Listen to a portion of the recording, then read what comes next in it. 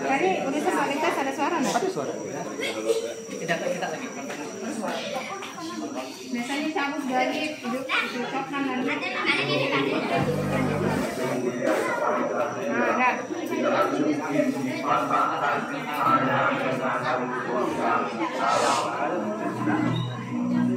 Lubang Buaya 1 Oktober 1965. Tapi ini kameramen, fotografer. Ini yang paling bagus itu kameranya.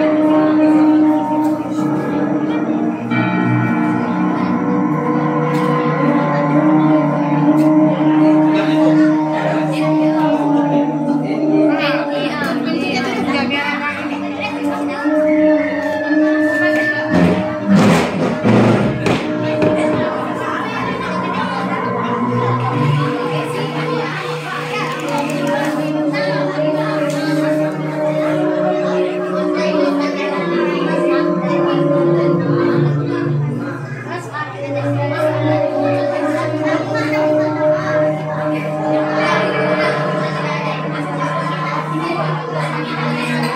Jangan banyak omong, mata yang nonton bukan mulut. Dilihat, didengar.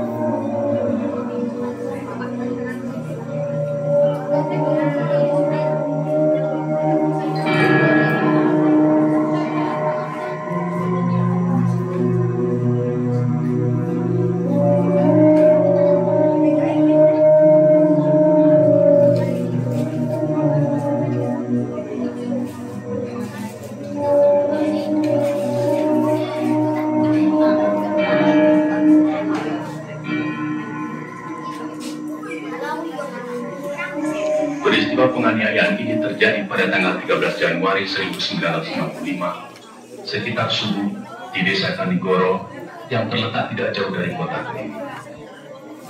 Ribuan orang-orang PKI mendatangi tempat training center pada Islam Indonesia.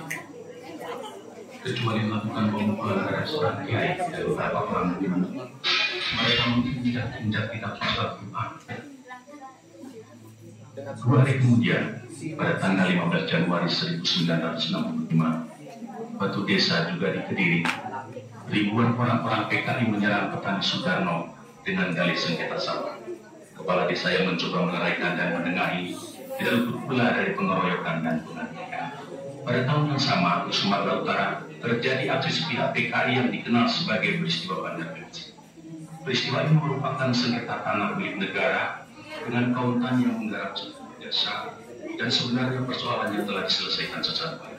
Tetapi kaum tani kemudian dipasuk oleh orang-orang PTI PKI untuk menuruti kembali tanah itu secara sepihak melawan pemerintah. Dalam peristiwa ini seorang petugas Koltu Sujono tewas karena dikeroyok dan dianiaya. Aksi-aksi sepihak yang didalangi PKI ini juga terjadi di Indramayu, Boyolali, Klaten, dan berbagai tempat lainnya di Indonesia. Sementara itu, sebenarnya pada bulan Desember 1964 terungkap adanya dokumen tentang rencana perebutan kekuasaan yang akan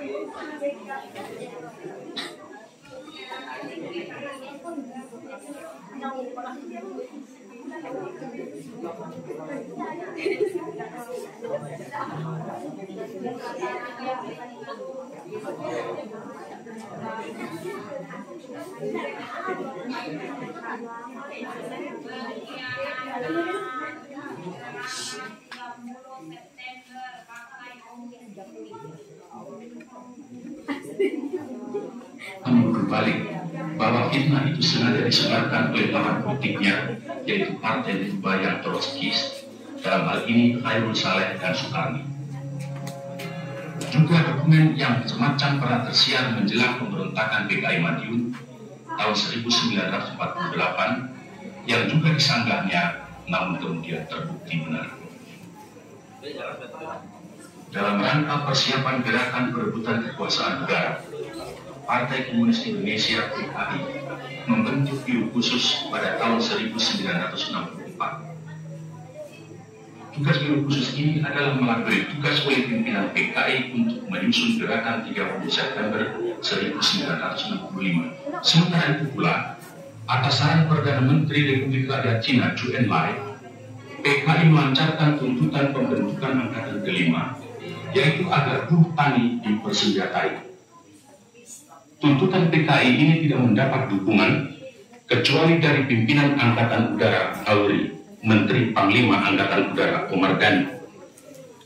Sebaliknya, Menteri Panglima Angkatan Darat Letnan Jenderal Ahmad Yani secara tegas menolaknya. Karena menurut perhitungannya, pembentukan Angkatan kelima akan menimbulkan keruwetan dalam garis komando maupun pengawasan kekuatan bersenjata di Indonesia. Perlu dicatat, gagasan ini sebenarnya tidak lepas dari kesanggupan Zhou Enlai yang menjanjikan 100.000 pucuk senjata ringan secara cuma-cuma. Dalam kenyataannya kemudian, meskipun pembentukan angkatan kelima tidak terwujud, namun pemberian senjata dari RRC ini tidak terlepas dari penyusunan kekuatan bersenjata yang digunakan oleh PKI dalam gerakan 30 September 1960. Karena sikap pimpinan Angkatan Darat yang tidak mau mendukung tuntutan PKI tersebut, dan juga karena PKI selalu mencurigai pimpinan Angkatan Darat sebagai kekuatan utama yang akan merintangi perjuangan PKI, sebagaimana pengalaman-pengalaman sejarah peristiwa Madiun tahun 1948, maka diciptakan isu Dewan Jenderal yang dikatakan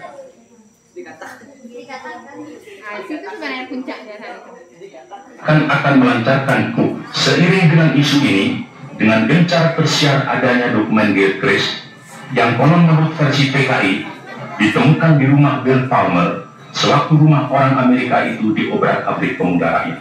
Gilchrist adalah duta besar Inggris, dan dalam dokumen yang ternyata palsu itu tersebut kata-kata "our local army friends" yang kemudian diinterpretasikan sama dengan Dewan Jenderal.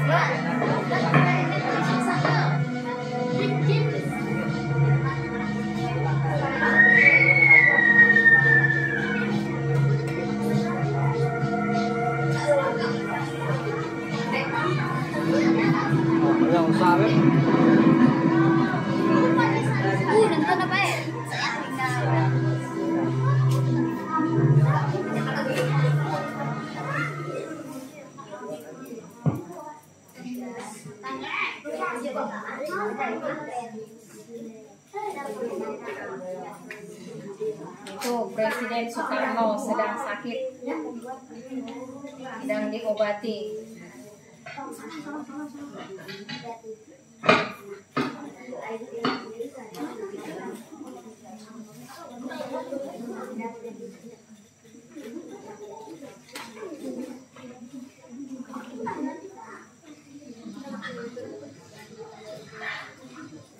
Presiden Soekarno itu presiden pertama Indonesia. Oh, udah tahu. Hanya Bani yang tahu. Yang lain mereka nggak tahu mereka.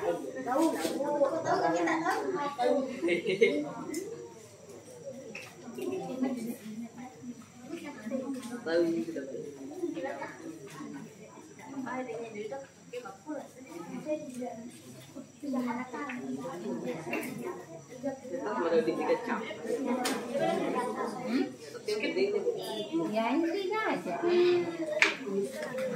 Ya contohnya nanti kan siapa nama